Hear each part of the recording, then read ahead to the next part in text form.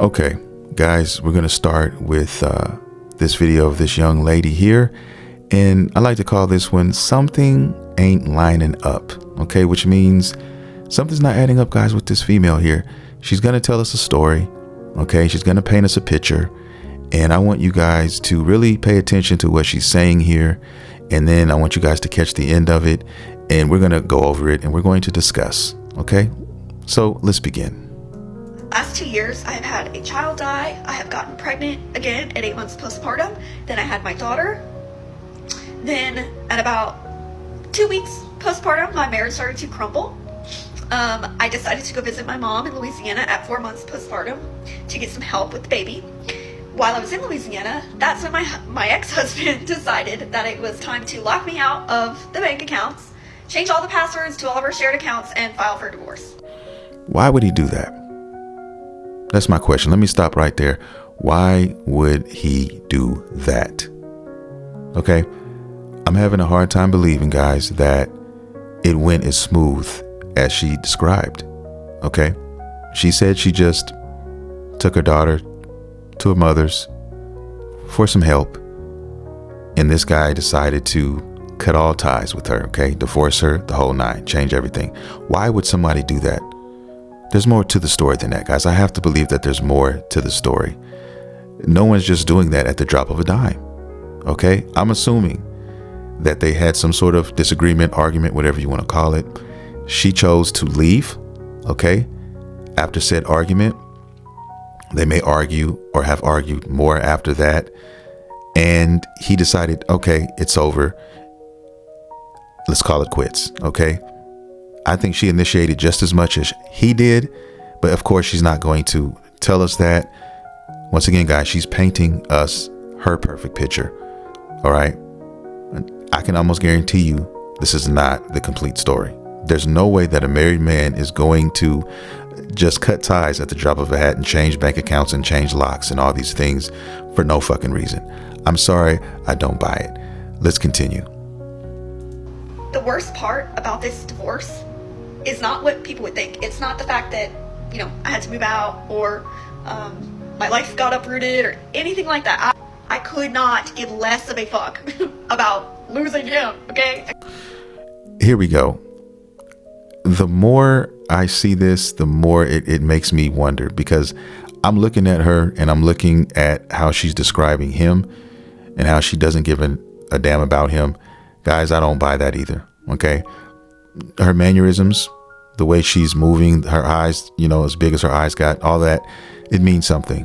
Okay. It means that she's compensating. It means that she's trying to cover it up and she's trying to show everyone watching and try to make us believe that she doesn't care, when in truth, I think she does. And I think the way she's moving around and her body language indicates that. That's just my personal opinion from examining, watching, monitoring this. This is just me. Okay. Could I be wrong? Sure. But I don't think I am. I think she's just laying it on a little too thick and trying to overcompensate. But anyway, let's continue. Good. The worst part is the time I'm missing out on with my daughter, because when I had my son and then he died at 1 month old, I was so wrecked that the only thing I wanted in the world was to be a mom. So when I got pregnant again, I was like, thank you, God. It was my chance to be a mom again. I didn't care about a career. I didn't care about anything. I wanted to be a mom, a stay-at-home mom, stay at home with her, and things were going to be wonderful and magical. We were going to bake cookies until she went to school, and then, I'd figure the rest out.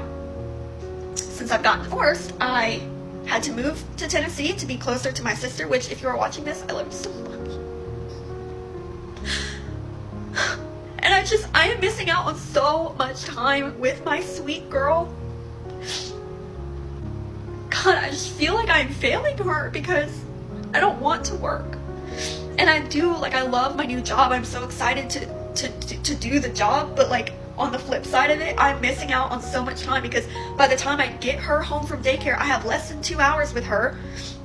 And I'm rushing to feed her, bathe her, change her, and then get her in bed. And now it's 8 o'clock and I have, 2 hours before I have to go to bed and wake up tomorrow and start all over again. I'm so upset, and I know that plenty of moms work.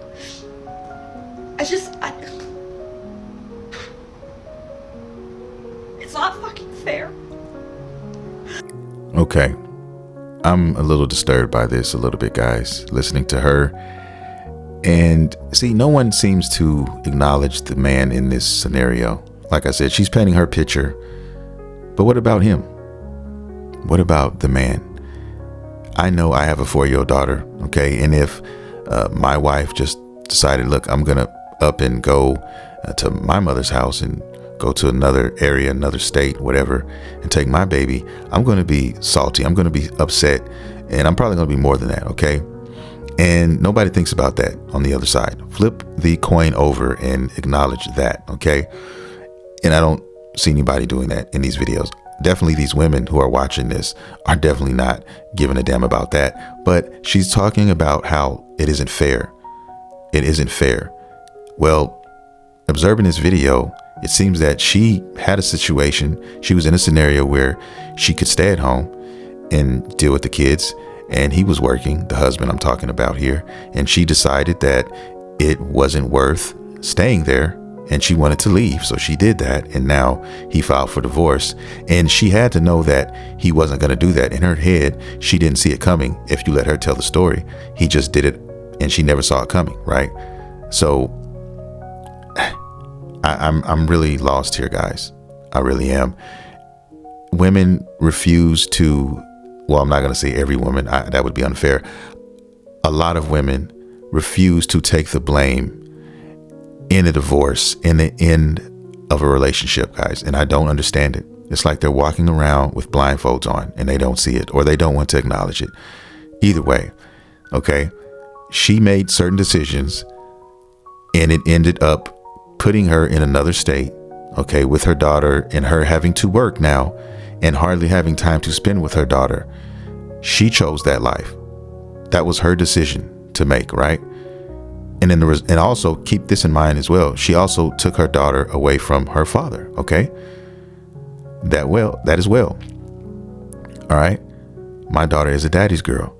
Okay. It could have been the same for him, you know, but like I said, most people don't think about that or acknowledge those things anyway. She's saying it's not fair, but what about the man in the relationship? I'm sure it's not fair that she went and took her daughter and now she's in another state, right? That's not fair either. But hey, it's just how it goes, guys. The men usually get the short end of the stick.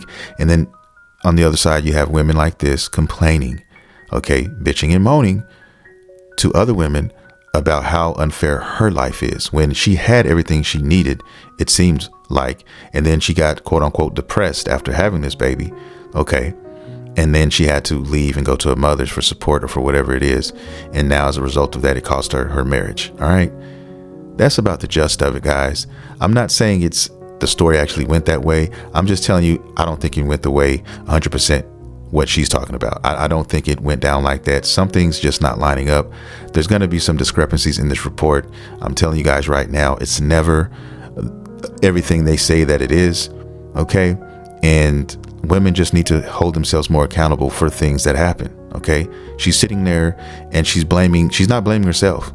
She's definitely not blaming herself. You haven't heard her one time in this video blame herself or say that she had anything to do with this at all. Okay. And also notice that when she's talking about the divorce and all those things, she didn't really mention anything that he did, you know, nothing terrible, nothing like, oh, he beat on me, or, oh, he was a cheater. None of those type of things. Right. And usually those are the first things that a woman would say when they're talking about their exes and they're talking about their situation, if it involves them in it. Okay. They're not going to mention those things. That, trust me, if he slapped her around or if he was cheating, she would have said it. And that's just my humble opinion. And I'll leave it there. I'll leave it at that, guys. I mean, I don't know what else to say. What do you guys think? Do you agree? Do you disagree? Let me know how you feel down in the comments below. I want to thank everybody for watching. Please like and subscribe. This is a brand new channel, guys. And I drop videos 3 to 4 times a week. So keep an eye out, guys. And I'm here. And I will see you guys in the next video.